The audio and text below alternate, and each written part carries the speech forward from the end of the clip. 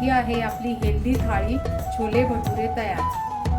आवडल्यास like, share, subscribe करा आणि नक्की करून बघा. थँक्यू. संपूर्ण रेसिपीसाठी मागील पार्ट नक्की बघा.